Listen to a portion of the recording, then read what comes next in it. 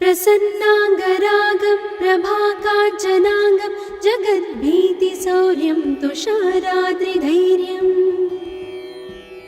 तृणीभूतहेतिं रणोद्यद्विभूतिं भजे वायुपुत्रं पवित्राप्तमित्रम् भजे पावनं भावनानित्यवासम् भजे बालभानुं प्रभाचारुभासम् भजे चन्द्रिका कुन्दमन्दारहासम् भजे सन्ततं रामभूपालदासम् भजे लक्ष्मणप्राणरक्षातिदक्षं भजे तोषितानेकगीर्वाणपक्षम् भजे घोरसङ्ग्रामसीमाहताक्षं भजे रामनामातिसम्प्राप्तरक्षम् कृताभीलनादं क्षितिक्षिप्तपादम् घनक्रान्तभृङ्गं कटिस्थोरुजङ्घम् वियद्व्याप्तकेशं भुजाश्लेषितास्मम् जयश्री समेतं भजे रामदूतम् चलद्वालघातं भ्रमच्चक्रवालं कठोराट्टहासं प्रभिन्नाब्जजाण्डम् महासिंहनादाद्विशीर्णत्रिलोकं भजे आञ्जनेयं प्रभुं वज्रकायम् रणे भीषणे मेघनादे सनाधे सरोषे समारोपिते मित्रमुख्ये खगानां घनानां सुराणां च मार्गे नतं तं वहं तं हनुमन्तमीडे कनद्रत्नजम्भारिदम्भोळिधारं कनद्दन्तनिर्धूतकालोग्रदन्तम् पदाघातभीताब्धिभूताधिवासं रणक्षोणिदक्षं भजे पिङ्गळाक्षम् महाग्राहपीडा महोत्पातपीडा महारोगपीडा महातीव्रपीडा हरत्यासुते पादपद्मानुरक्तो नमस्ते कपिश्रेष्ठ रामप्रियो यः सुधा सिन्धुमुल्लङ्घ्य नाथोग्रदीप्तः सुधा चौषधीस्था प्रगुप्तप्रभावः षडद्रोणशैलस्य सारेण सेतुं विना भूस्वयं कः समर्थः कपीन्द्रः निरातङ्कमाविश्य लङ्कां विसम्पो भवानेव सीतातिशोकापहारी समुद्रान्तरङ्गादिरौद्रं विनिद्रम् विलङ्घ्योरुजङ्घस्तुता मर्त्यसङ्घः रमानाथ रामः क्षमानाथ रामः अशोकेन शोकं विहाय प्रहर्षम् वनान्तर्घनं जीवनं दानवानं विपाट्य प्रहर्षात् हनूमान् त्वमेव जराभारतो भूरिपीडां शरीरे निराधारणारूढगाढप्रतापे भवत्पादभक्तिं भवद्भक्तिरक्तिम् कुरु श्रीहनुमत्प्रभो मे दयाळो महायोगिनो ब्रह्मरुद्रादयो वा न जानन्ति तत्त्वं निजं राघवस्य कथं ज्ञायते मातृसे नित्यमेव प्रसीद प्रभो वानरेन्द्रो नमस्ते नमस्ते महासत्त्ववाहाय तुभ्यं नमस्ते महावज्रदेहाय तुभ्यं नमस्ते परिभूतसूर्याय तुभ्यम् नित्यकार्याय तुभ्यम् नमस्ते सदा ब्रह्मचर्याय तुभ्यं नमस्ते सदा वायुपुत्राय तुभ्यम् नमस्ते सदा पिङ्गळाक्षाय तुभ्यं नमस्ते सदा रामभक्ताय तुभ्यम् हनुमद्भुजङ्गप्रयातं प्रभाते प्रदोषेऽपि वाचार्थरात्रेऽपि मध्यः पठन्नस्नतोऽपि प्रमुक्ताघचारः सदा सर्वदा रामभक्तिं प्रयाति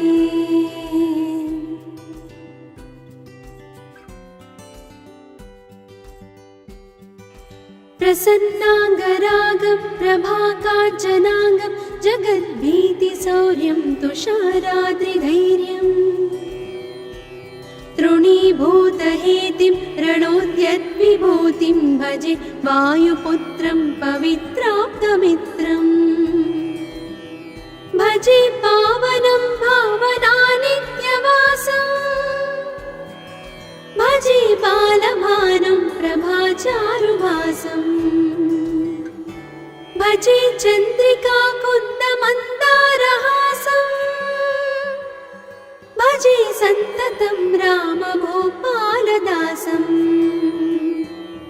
भजे लक्ष्मणप्राणरक्षातिदक्षं भजे तोषितानेकगीर्वाणपक्षम् भजे घोरसङ्ग्रामसीमाहताक्षं भजे रामनामातिसम्प्राप्तरक्षम् कृताभीलनादं क्षितिक्षिप्तपादम् घनक्रान्तभृङ्गं कटिस्थोरुजङ्घम्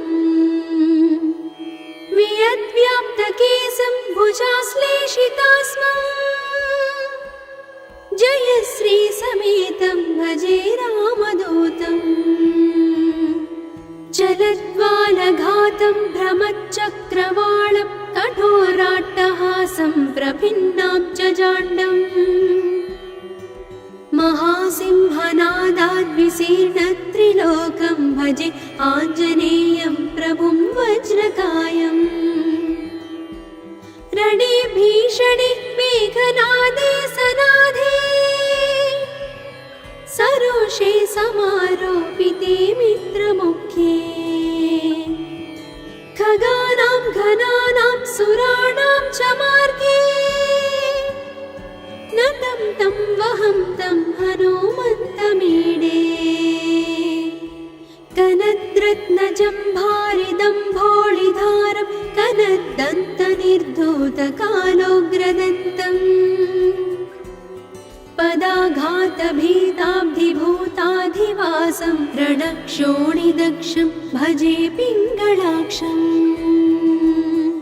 महाग्राहपीडा महोत्पातपीडा महारोगपीडा महातीव्रपीडा हरत्यासुति पादपद्मानुरक्तो नमस्ते कपिश्रेष्ठ रामप्रियो यः सुधा सिन्धुमुल्लङ्घ्य नाथोग्रदीप्तः सुधा चौषधीस्ता प्रगुप्तप्रभावः षडद्रोणशैलस्य सारेण सेतुं विना भूस्वयं कः समर्थः कपीन्द्रः निरातङ्कमाविश्य लङ्कां विसम्पो भवानेव सीतातिशोकापहारी समुद्रान्तरङ्गादिरौद्रं विनिद्रम्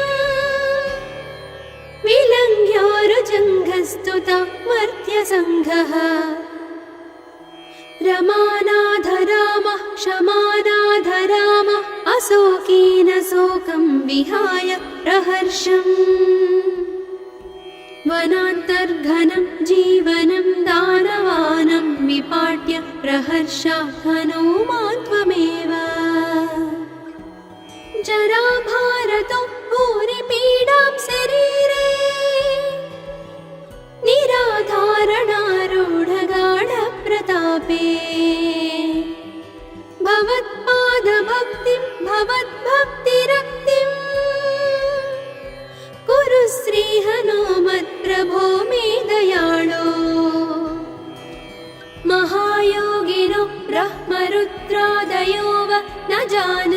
तत्त्वं निजं राघवस्य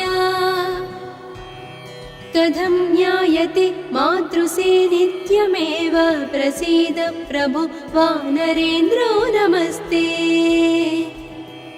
नमस्ते महासत्त्ववाहाय तुभ्यं नमस्ते महावज्रदेहाय तुभ्यं नमस्ते परिभूतसूर्याय तुभ्यं नमस्ते कृतामर्त्यकार्याय तुभ्यं नमस्ते सदा ब्रह्मचर्याय तुभ्यं नमस्ते सदा वायुपुत्राय तुभ्यं नमस्ते सदा पिङ्गळाक्षाय तुभ्यं नमस्ते सदा रामभक्ताय तुभ्यं हनुमद्भुजङ्गप्रयातं प्रभाते प्रदोषेऽपि वाचार्थरात्रेऽपि मध्यः पठन्नस्नतोऽपि प्रमुक्ताघजालः सदा सर्वदा रामभक्तिं प्रयाति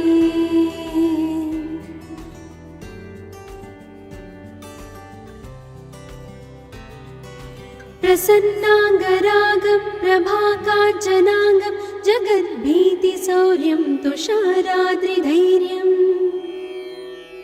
तृणीभूतहेतिं रणोद्यद्विभूतिं भजे वायुपुत्रं पवित्राप्तमित्रम् भजे पावनं भावनानित्यवासम् भजे बालभानुं प्रभाचारुभासम् भजे चन्द्रिका कुन्दमन्दारहासम् भजे सन्ततं रामभूपालदासम् भजे लक्ष्मणप्राणरक्षातिदक्षं भजे तोषितानेकगीर्वाणपक्षम् भजे घोरसङ्ग्रामसीमाहताक्षं भजे रामनामातिसम्प्राप्तरक्षम् कृताभीलनादं क्षितिक्षिप्तपादम् घनक्रान्तभृङ्गं कटिस्थोरुजङ्घम् वियद्व्याप्तकेशं भुजाश्लेषितास्मम् जयश्री समेतं भजे रामदूतम् जलद्वालघातं भ्रमच्चक्रवालं कठोराट्टहासं प्रभिन्नाब्जजाण्डम् महासिंहनादाद्विशीर्णत्रिलोकं भजे आञ्जनेयं प्रभुं वज्रकायम् रणे भीषणे मेघनादे सनाधे सरोषे समारोपिते मित्रमुख्ये खगानां घनानां सुराणां च मार्गे नतं तं वहं तं हनुमन्तमीडे कनद्रत्नजम्भारिदम्भोळिधारं कनद्दन्तनिर्धूतकालोग्रदन्तम् पदाघातभीताब्धिभूताधिवासं रणक्षोणिदक्षं भजे पिङ्गळाक्षम् महाग्राहपीडा महोत्पातपीडा महारोगपीडा महातीव्रपीडा हरत्यासुते पादपद्मानुरक्तो नमस्ते कपिश्रेष्ठ रामप्रियो यः सुधा सिन्धुमुल्लङ्घ्य नाथोग्रदीप्तः सुधा चौषधीस्था प्रगुप्तप्रभावः षडद्रोणशैलस्य सारेण सेतुं विना भूस्वयं कः समर्थः कपीन्द्रः निरातङ्कमाविश्य लङ्कां विसम्पो भवानेव सीतातिशोकापहारी समुद्रान्तरङ्गादिरौद्रं विनि जङ्घ्योरुजङ्घस्तुता मर्त्यसङ्घः रमानाथ रामः क्षमानाथ रामः अशोकेन शोकं विहाय प्रहर्षम् वनान्तर्घनं जीवनं दानवानं विपाट्य प्रहर्षात् हनूमान् त्वमेव जराभारतो भूरिपीडां शरीरे निराधारणारूढगाढप्रतापे भवत्पादभक्तिं भवद्भक्तिरक्तिम् कुरु श्रीहनुमत्प्रभो मे दयाळो महायोगिनो ब्रह्मरुद्रादयो वा न जानन्ति तत्त्वं निजं राघवस्य कथं ज्ञायते मातृसे नित्यमेव प्रसीद प्रभो वानरेन्द्रो नमस्ते नमस्ते महासत्त्ववाहाय तुभ्यं नमस्ते महावज्रदेहाय तुभ्यं नमस्ते परिभूतसूर्याय तुभ्यं नमस्ते कृतामर्त्यकार्याय तुभ्यं नमस्ते सदा ब्रह्मचर्याय तुभ्यं नमस्ते सदा वायुपुत्राय तुभ्यं नमस्ते सदा पिङ्गळाक्षाय तुभ्यं नमस्ते सदा रामभक्ताय तुभ्यं हनुमद्भुजङ्गप्रयातं प्रभाते प्रदोषेऽपि वाचार्थरात्रेऽपि मर्त्यः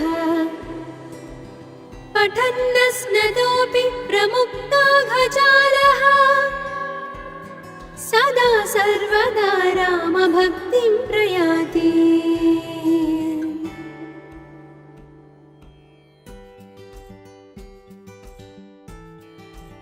प्रसन्नाङ्गरागं प्रभाकाञ्चनाङ्गं जगद्भीतिशौर्यं तुषाराद्रिधैर्यम्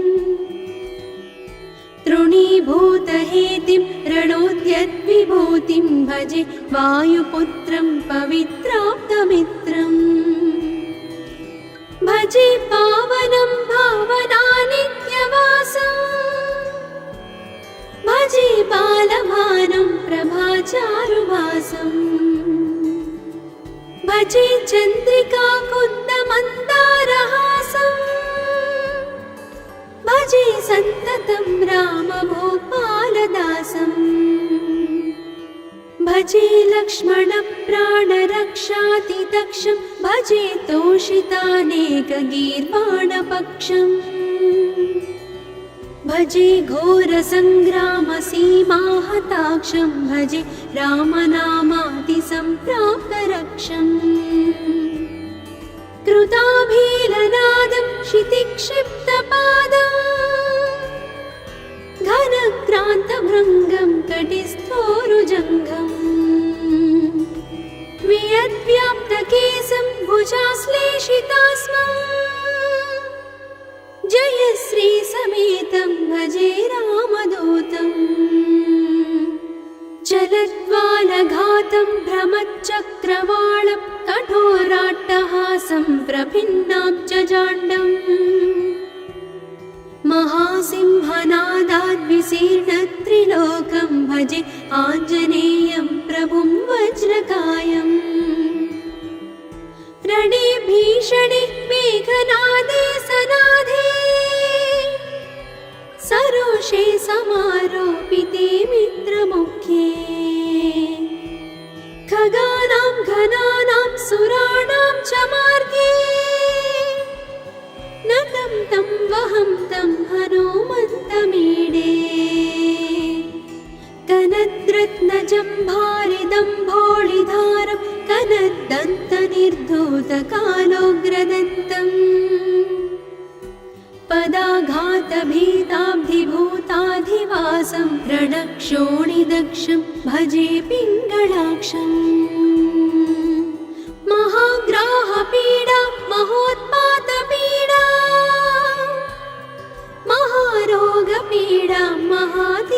पीडा हरत्यासुतिः पादपद्मानुरक्तो नमस्ते कपिश्रेष्ठ रामप्रियो यः सुधा सिन्धुमुल्लङ्घ्य नाथोग्रदीप्तः सुधा चौषधीस्ता प्रगुप्तप्रभावः षडद्रोणशैलस्य सारेण सेतुं विना भू स्वयं कः समर्थः कपीन्द्रः निरातङ्कमाविश्य लङ्कां विसम्पो भवानेव सीतातिशोकापहारी समुद्रान्तरङ्गादिरौद्रं विनिद्रम् विलङ्घ्योरुजङ्घस्तुतः मर्त्यसङ्घः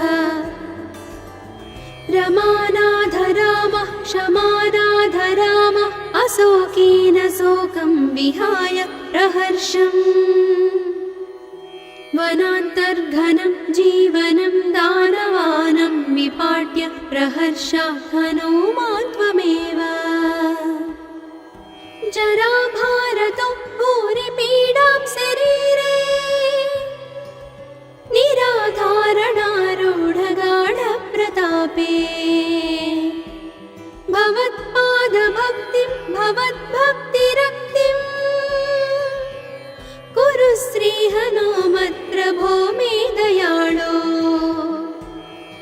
महायोगिनो ब्रह्मरुद्रादयो वा न जानन्ति तत्त्वं निजं राघवस्य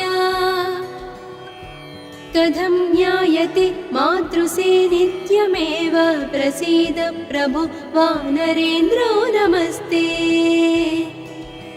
नमस्ते महासत्त्ववाहाय तुभ्यं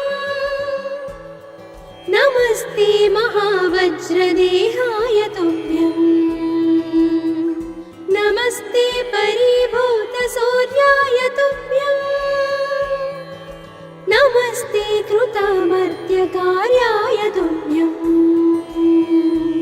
नमस्ते सदा ब्रह्मचर्याय तुभ्यं नमस्ते सदा वायुपुत्राय तुभ्यं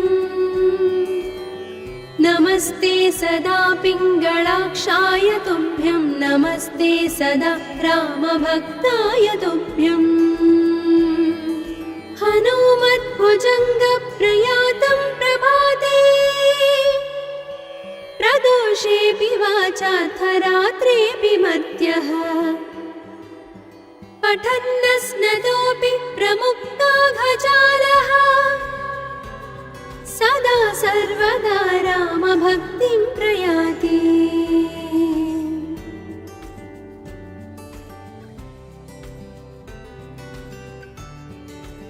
प्रसन्नाङ्गरागं प्रभाकाञ्चनाङ्गं जगद्भीतिशौर्यं तुषाराद्रिधैर्यम्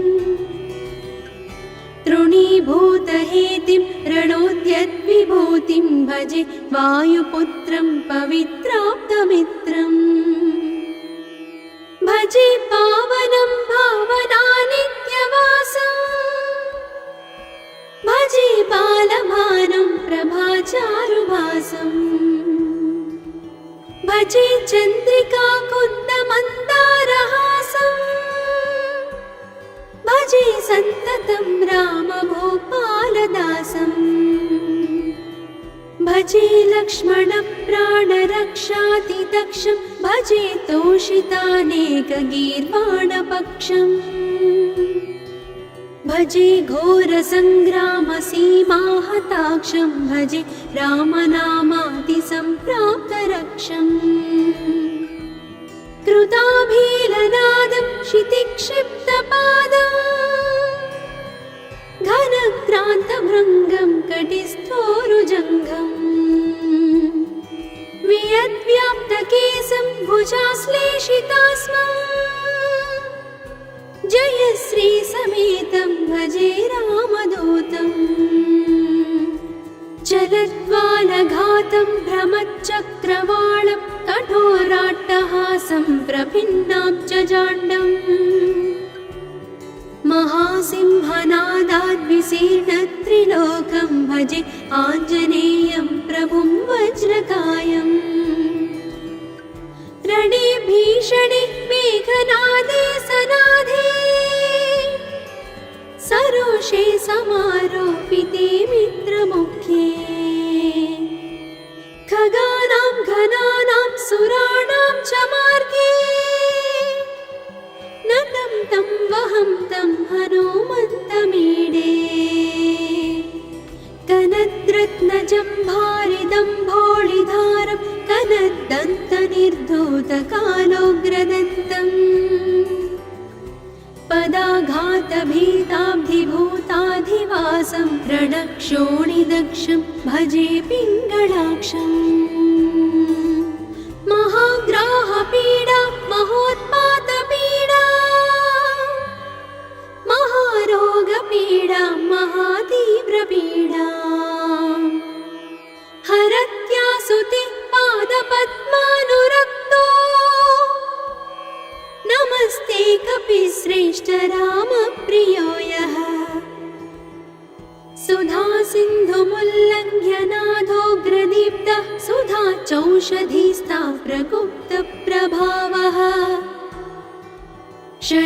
षडद्रोणशैलस्य सारेण सेतुं विना भूस्वयं कः समर्थः कपीन्द्रः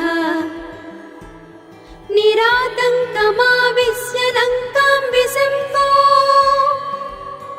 भवानेव सीतातिशोकापहारी समुद्रान्तरङ्गादिरौद्रं विनिद्रम् विलङ्घ्योरुजङ्घस्तुता मर्त्यसङ्घः रमानाथ रामः क्षमानाथ रामः अशोकेन शोकं विहाय प्रहर्षम् वनान्तर्घनं जीवनं दानवानं विपाट्य प्रहर्षात् हनूमान् त्वमेव जराभारतो भूरिपीडां शरीरे निराधारणारूढगाढप्रतापे भवत्पादभक्तिं भवद्भक्तिरक्तिम् कुरु श्रीहनुमत्प्रभो मे दयाळो महायोगिनो ब्रह्मरुद्रादयो वा न जानन्ति तत्त्वं निजं राघवस्य कथं ज्ञायते मातृसे नित्यमेव प्रसीद प्रभो वानरेन्द्रो नमस्ते नमस्ते महासत्त्ववाहाय तुभ्यं नमस्ते महावज्रदेहाय तुभ्यं नमस्ते परिभूतसूर्याय तुभ्यं नमस्ते कृतामर्त्यकार्याय तुभ्यं नमस्ते सदा ब्रह्मचर्याय तुभ्यं नमस्ते सदा वायुपुत्राय तुभ्यं नमस्ते सदा पिङ्गळाक्षाय तुभ्यं नमस्ते सदा रामभक्ताय तुभ्यं हनुमद्भुजङ्गप्रयातं प्रभाते प्रदोषेऽपि वाचार्थरात्रेऽपि मर्त्यः पठन्नस्नतोऽपि प्रमुक्ताघजालः सदा सर्वदा रामभक्तिं प्रयाति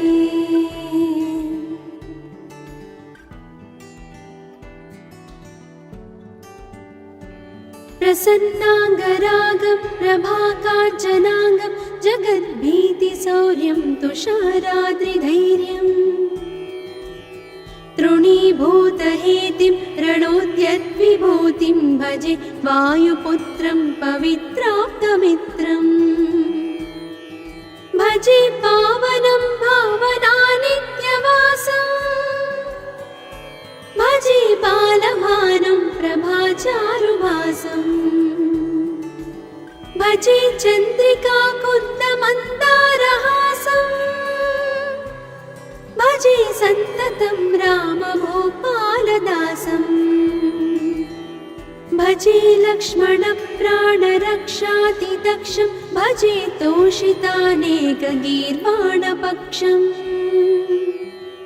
भजे घोरसङ्ग्रामसीमाहताक्षं भजे रामनामातिसम्प्राप्तरक्षम् कृताभीलनादं क्षितिक्षिप्तपादम्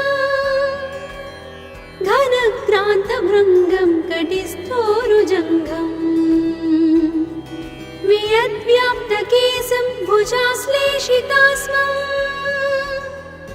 जयश्रीसमेतं भजे रामदूतम् चलद्वालघातं भ्रमच्चक्रवालं कठोराट्टहासं प्रभिन्नाब्जजाण्डम् महासिंहनादाद्विशीर्णत्रिलोकं भजे आञ्जनेयं प्रभुं वज्रकायम् रणे भीषणे मेघनादे सनाधे सरोषे समारोपिते मित्रमुख्ये खगानां घनानां सुराणां च मार्गे नतं तं वहं तं हनुमन्तमीडे कनद्रत्नजम्भारिदम्भोळिधारं कनद्दन्तनिर्धूतकालोग्रदन्तम् पदाघातभीताब्धिभूताधिवासं रणक्षोणिदक्षं भजे पिङ्गळाक्षम् महाग्राहपीडा महोत्पातपीडा महारोगपीडा महातीव्रपीडा हरत्यासुते पादपद्मानुरक्तो नमस्ते कपिश्रेष्ठ रामप्रियो यः सुधा सिन्धुमुल्लङ्घ्य नाथोग्रदीप्तः सुधा चौषधीस्था प्रगुप्तप्रभावः क्षणद्रोणशैलस्य सारेण सेतुं विना भूस्वयं कः समर्थः कपीन्द्रः निरातङ्कमाविश्य लङ्कां विसम्पो भवानेव सीतातिशोकापहारी समुद्रान्तरङ्गादिरौद्रं विनिद्रम् विलङ्घ्योरुजङ्घस्तुता मर्त्यसङ्घः रमानाधरामः क्षमानाधरामः अशोकेन शोकं विहाय प्रहर्षम् वनान्तर्घनं जीवनं दानवानं विपाट्य प्रहर्षा हनुमान् त्वमेव जराभारतो भूरिपीडां शरीरे निराधारणारूढगाढप्रतापे भवत्पादभक्तिं भवद्भक्तिरक्तिम् कुरु श्रीहनुमत्प्रभो मे दयाळो महायोगिनो ब्रह्मरुद्रादयो वा न जानन्ति तत्त्वं निजं राघवस्य कथं ज्ञायते मातृसे नित्यमेव प्रसीद प्रभो वानरेन्द्रो नमस्ते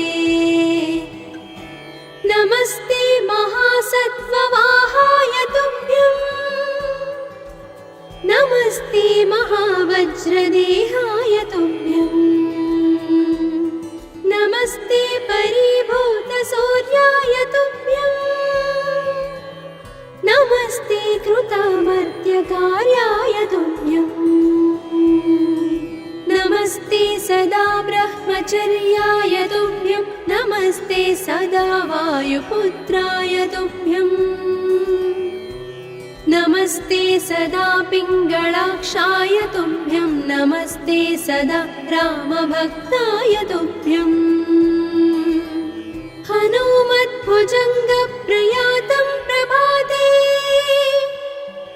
प्रदोषेऽपि वाचार्थरात्रेऽपि मर्त्यः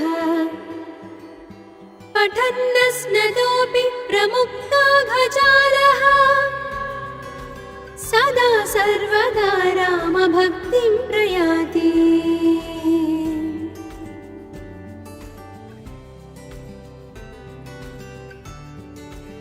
प्रसन्नाङ्गरागं प्रभाकाञ्चनाङ्गं जगद्भीतिशौर्यं तुषाराद्रिधैर्यम्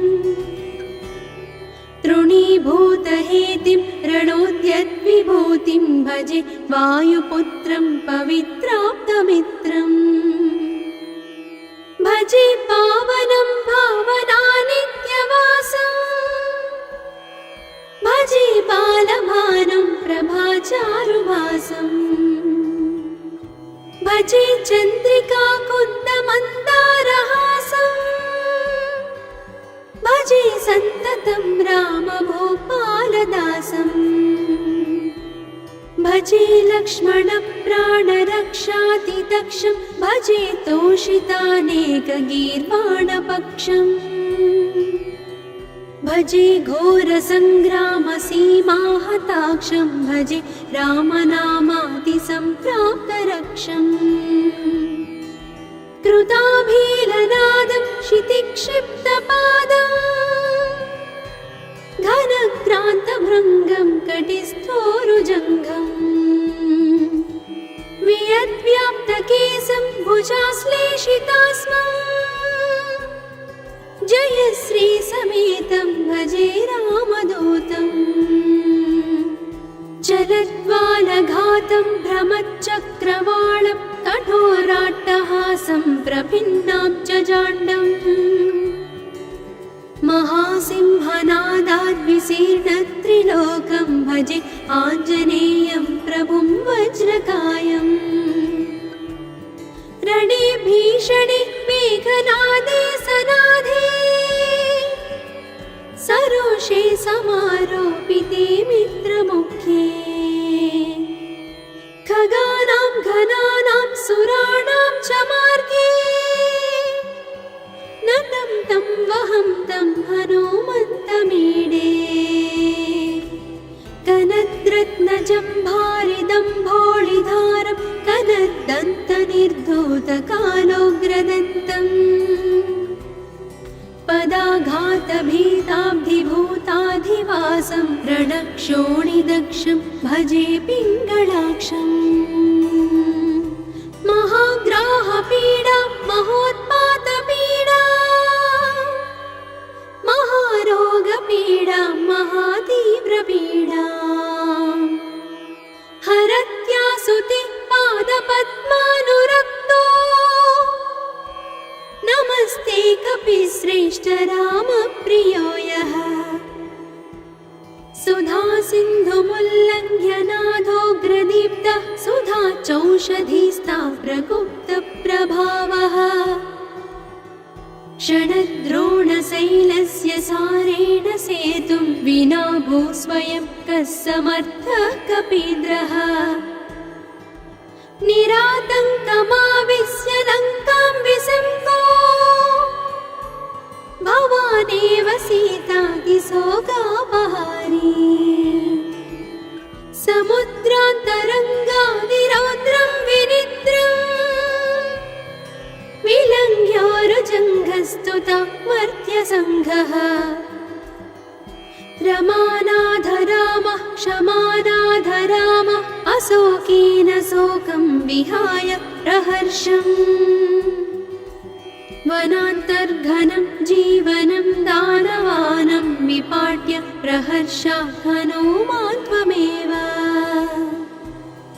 जराभारतो भूरिपीडां शरीरे निराधारणारूढगाढप्रतापे भवत्पादभक्तिं भवद्भक्तिरक्तिम् कुरु श्रीहनुमत्प्रभो मे दयाळो महायोगिनो ब्रह्मरुद्रादयो वा न जानन्ति तत्त्वं निजं राघवस्य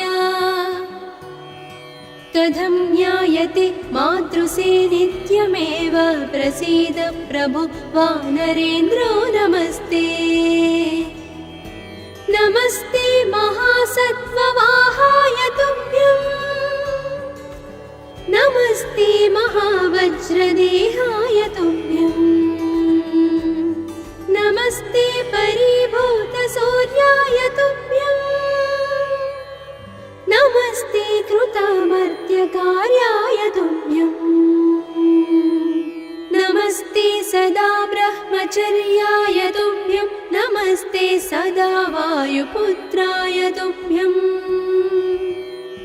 नमस्ते सदा पिङ्गळाक्षाय तुभ्यं नमस्ते सदा रामभक्ताय तुभ्यं हनुमद्भुजङ्गप्रयातं प्रभाते